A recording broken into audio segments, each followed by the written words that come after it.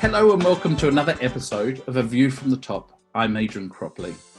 A View from the Top is a regular podcast from the Centre for Strategic Communication Excellence, where I interview some of the world's leading communication professionals as we explore their career journey.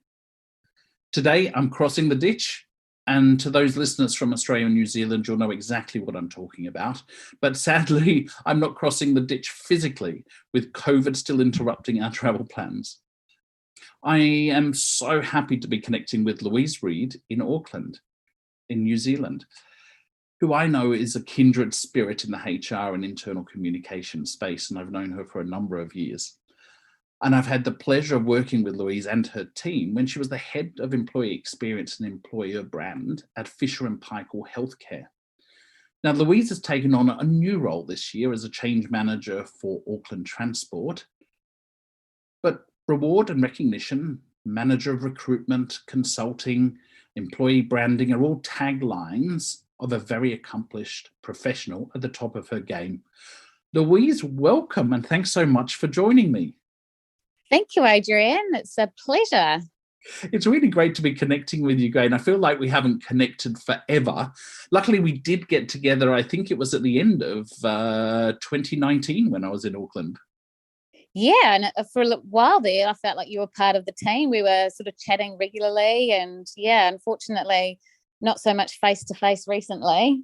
I know, but I did feel part of the family, and that's due to you and your leadership. And I tell you what, I've never seen a team that has been so connected before. You had such a positive atmosphere that you'd created within the team there, and I think it was the right people. Yeah, absolutely. I think just that authenticity, and we're all in it together. And I think, some of the sessions that we had with the team, we were just honest, weren't we? And we just shared and explored things together. And I think that's why it was such a great team environment.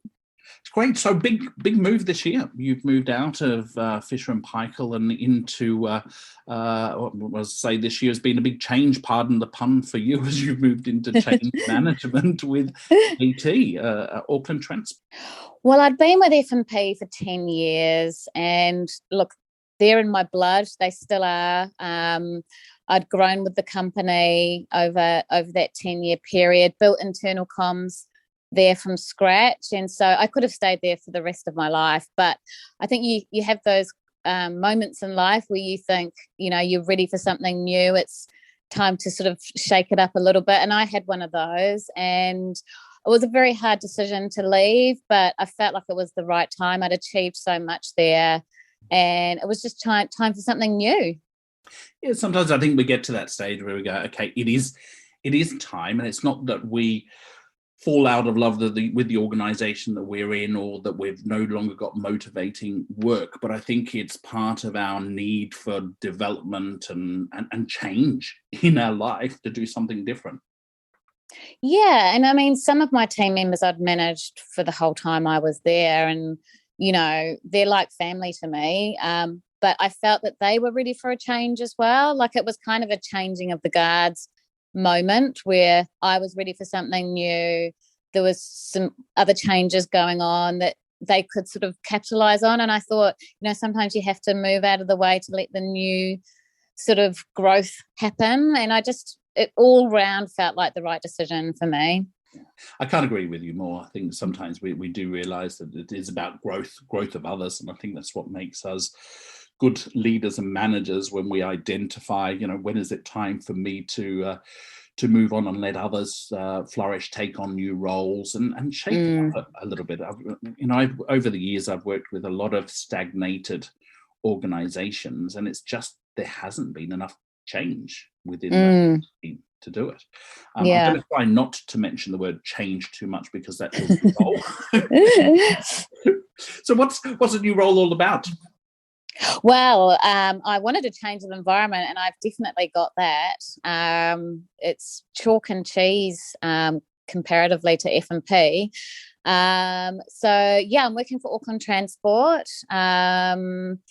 It's a public sector organisation, obviously. It's part of the wider Auckland Council group. political environment, which I've never been involved in before. So I'm just learning so much. And it's quite a pivotal moment for Auckland. There's been the biggest investment in transport in Auckland's history, 31.8 billion, around about. So yeah, they've got some big projects to deliver, and as we all know, you need the right people on board. So I'm in the culture and transformation team, and I'm wearing two hats. I'm a change manager, but with a very much a people focus, as change normally is. And I've also been asked, because their head of internal comms was going on parental leave, so it was timely, and they said, can you come in and have a review of how we're currently doing things? So it's kind of change and comms, but in a completely different environment to where I've come from. So it's amazing. It's definitely given me the learning that I was after. That is all. It sounds like it almost sounds like you've stepped in there and started creating this role. I think there's circumstances that happen, but it's almost like it's the natural fit for you going into that organization and at this time. I always say things happen for a reason and a time, and I think that certainly happened for you by the sounds of it. Yeah, absolutely. And it's made me appreciate what I learnt at F&P as well. So I think sometimes you can, I don't know if the right words be, institutionalize, but you get so familiar with your environment that you're working in, especially, given I'd been there for 10 years, that now I'm working somewhere different. And look, they've got things that I wish I had at F&P. The pace is faster. Yeah. There's a lot going on, which I'm loving, but what I'm bringing to the table is the analytical, precise approach that F&P is so great at. Yeah. And I always knew that was their strength, but now I'm being able to use that in a place that's could improve in that area is just awesome. That's fantastic. And I have to say, on observation, I'm going in COVID years, you've gone from a healthcare organisation that produces the equipment and into a transport organisation, which is probably one of the most affected when it comes to COVID and people moving and distance and all of those things. How have you found the challenges of the last 2 years? I mean, your job must have been just insane in healthcare at the end of or during 2020 and this year. Yeah, and I'd sort of been through a process of self-discovery before COVID hit. I did some career coaching, and I really wanted to get crystal clear on what was next for me. And I went through that process, and I'd made the decision that a change of environment was the right thing for me. And then COVID hit. And in my team, internal comms is one area I looked after, but I also looked after talent acquisition and employer branding. So we moved to 24/7 manufacturing because our products at F&P treated COVID. So you can imagine we had to hire thousands of people to run the manufacturing facility. So recruitment went nuts. And people were working off-site, which was very unfamiliar territory to us because we're very much a campus feel at F&P. And so we had to connect with people that were working in all different locations. So internal comms was thrown into the limelight as well. So it was very busy. I had the whole legal team drafted into the internal comms side, and we were just flying by the seat of our pants. There wasn't any luxury of, sophisticated communication planning. We were literally planning as we were walking down the hallway to a live stream event, that was just, but I think your intuition and your experience comes into play in those situations. Again, you don't realize that you sometimes got the depth that you have until you're in those scenarios.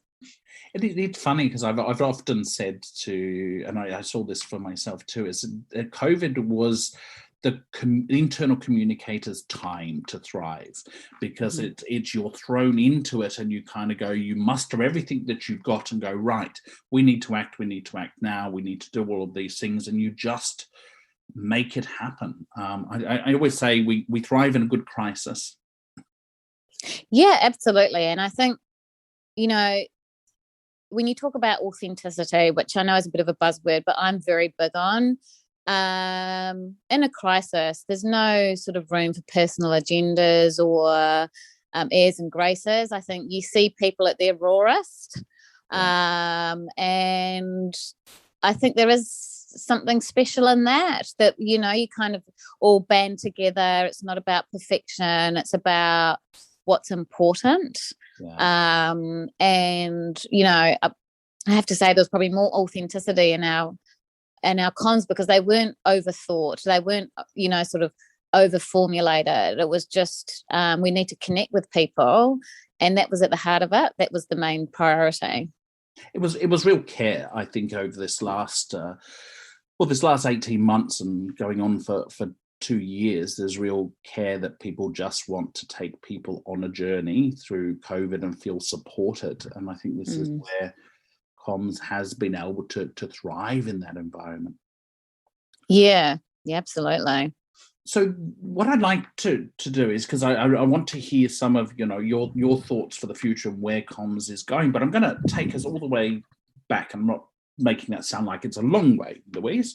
Where did it all start for you? Did you know that you wanted to be in this role as you were studying in school? What was the journey you went on?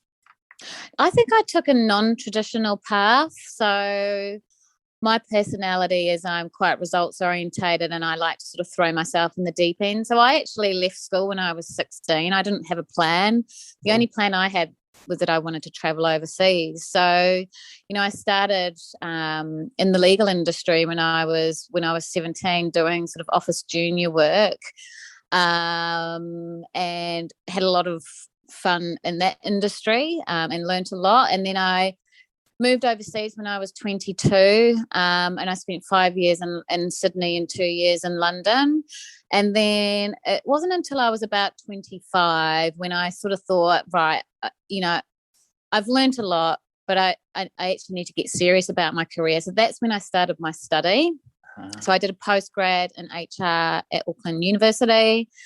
I moved home after 7 years overseas. And I'd sort of started my HR career back in Sydney. And then when I got back to New Zealand, specialised in the recruitment area and reward and recognition. I did a few roles in those sort of areas, but that was never a long-term plan. It was great at the time, but that led to me sort of having a more holistic sort of HR career, and then the internal comm side came into it. In about 2012. Yeah. Did you find that having that time to go, and this I've often looked at this because I'm very similar to you, I wanted to go out and do, and then went back and did the study. And I know a lot of people make those choices. Do you think it helped you to go and get that experience and kind of work out what it is that you wanted to do before you went back and did the study? It was right for me. And, my family life when I was a teenager, we weren't sort of encouraged to be an academic or to think sort of beyond. My family were very much hands-on working type people. So I sort of didn't know any different, but I knew I wanted to do something rewarding and fulfilling and challenging. I'm very much like being out my comfort zone. So once I'd sort of done the travel thing, then, the career thing sort of naturally was a next step for me. So it worked for me, just with my personality. I'm very similar. I think we both have very similar personalities in that way.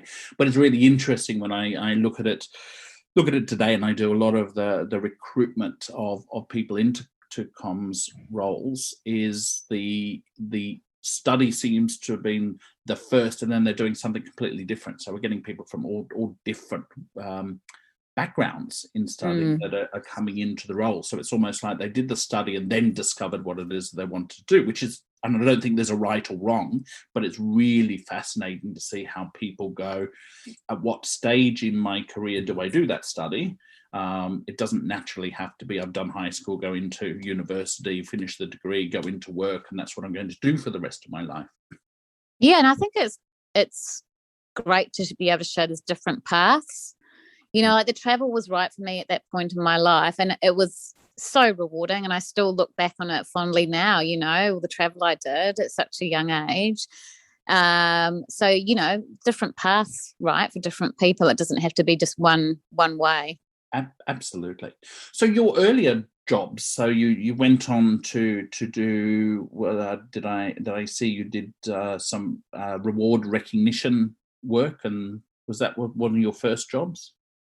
Yeah, I've always been lucky to work with fascinating people. So Naomi Simpson, who runs Red Balloon Days in Australia. So we crossed paths, and I was moving back to New Zealand, and she wanted to set up the business in New Zealand with corporate organisations around reward and recognition programs. So I worked with her. She's, I think she's on the program in Australia. Is it Sharks? Yes.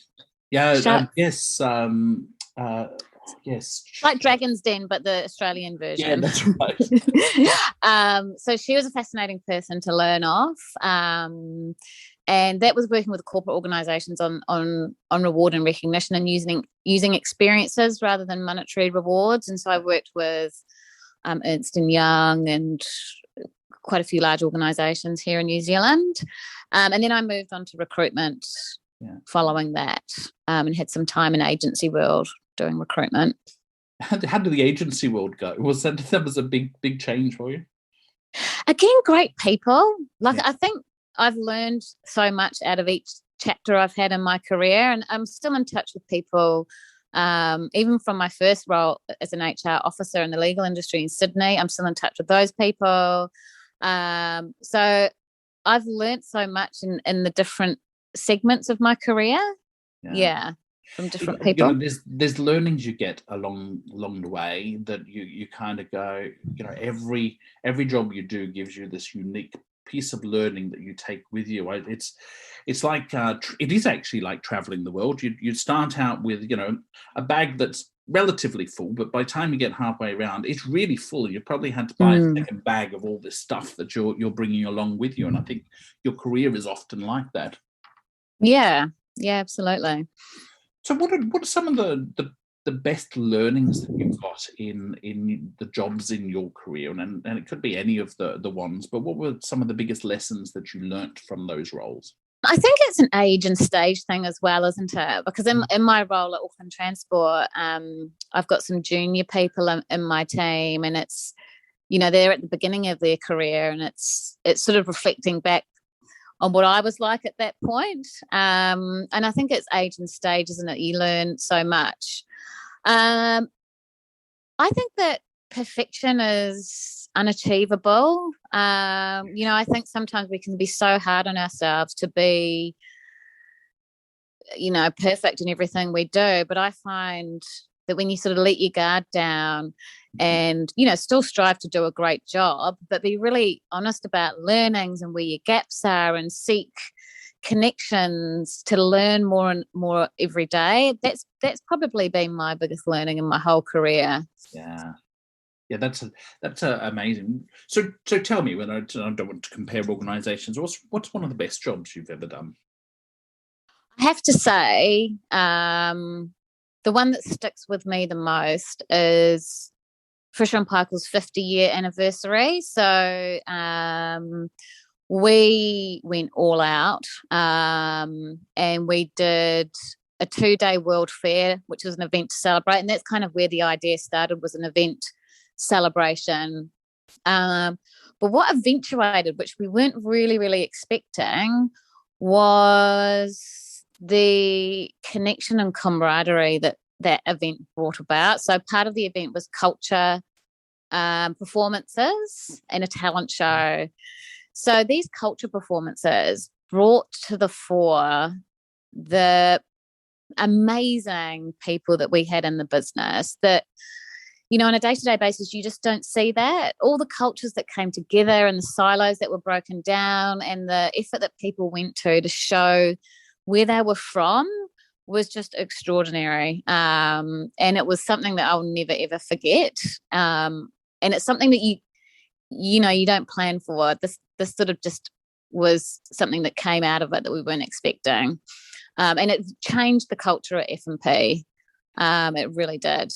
Yeah, that is quite amazing. And this you tapped on a very key word there. Is about the experience. So the things that people remember is the experiences that they have at work. And obviously that was a memorable experience for you, not just being part of and organizing, but the what happened in the event, and how people came together and shared and did all of those things.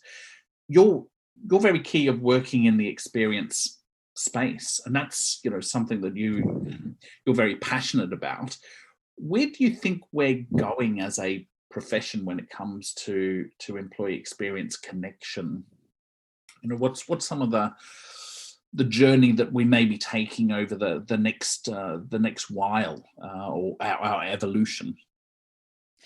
So I did a lot of soul searching on this, and what triggered that was the way that my team was perceived in the business, being sort of labelled as the internal comms team. It was so much narrower than what the work we were doing, and that's not to say internal comms isn't important, but I wonder if there is a repositioning opportunity with it's the comms as a part of it, but actually what comms contributes to is much bigger than that, and it's about this holistic experience that we have at work. I mean, my team, who are fantastic at F&P, they helped shape those experiences. It was about the conversations, the problem identification, how we truly connect people to the experience at work. And then, like I say, the communication was part of that, but the work they were doing was way beyond just the communication. And there's so much activity that goes on in businesses, isn't there? And I think we really need to sort of crystallize, we spend so much time at work, what are those moments that matter, and how can we influence that? It's not just about pushing out information and getting people to do things. It's about, there's such an opportunity to create such an amazing experience at work. And I know some people are doing it successfully, but I really think there's more to be done there and more to discover. Yeah, I think so too. And it's that whole experiences or moments that matter, I think, is the crux of all this, because people remember how they're treated. Not what people say, it's how they're treated. And we know that with organizations and turnover within organizations, and how people react to an organization that doesn't connect with them. They generally don't stay too long, or they're not motivated and therefore delivering within the workplace.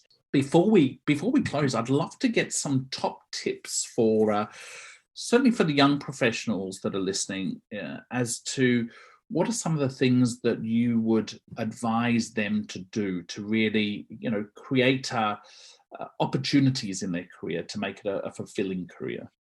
Well, this is, like I say, I've got some junior people in my team at the moment, and what I'm sort of learning with them all over again is, often when you're early on in your career, you relied on to execute things, but there's so much more to offer than just execution. So it's being reflective, it's taking the time to think about things properly, do your planning, feel that you've got something to offer. So if you're thinking about things in a meeting, just say them, because I've seen such great things come out of people, even that are, quite early on in their career. I think having the right leader is important, so you feel comfortable to do that. But don't think that it's too early to start with that strategic thinking. I think that's a really, really good piece of advice. It is about that talk up early and share your ideas. And I have to say, it might just be me, Louise. I get to a stage where, because I've been around for a long time, and you've got all the ideas that you've gained along the way, but there's always something new, and having that fresh new way of looking at it, because you do become more distant to the now audience, the now stakeholders, as new generations are coming through. And I never pretend that I understand the next generation more than that next generation understands themselves. And I think sometimes I've noticed that people early on in their career are a little bit hard on themselves, thinking they have so much to develop still. But we all have development areas, no matter how long we've been working for. And that's not a bad thing. It's actually good to have development areas, and to be honest about what you're good at and what you're not so good at. And again, that doesn't just go away once you've had 20 years experience. You're always going to have things that you're stronger at over others. So it's getting comfortable with that and being okay that you're not great at everything, but being really clear on what you want to get better at, because you can hone skills that you're not necessarily naturally talented in. Yeah. Well, there's some great sharings, Louise, and thank you very much. I can't believe we're already out of time. I know, you and I could chat forever, couldn't we? We could. Yeah. Get us on a roll, and we're just going to keep going, right? But that just says to me that we're probably going to have to catch up again, in the future, and go, let's get onto a topic maybe and explore it and unpack it a little bit more, because I know you and I could. Absolutely. So look, thank you, Louise, for joining me today, and best of luck in your new role. Thank you, and great to catch up. And I hope you mentioned you came out of lockdown this morning, so let's hope that continues for you guys over there.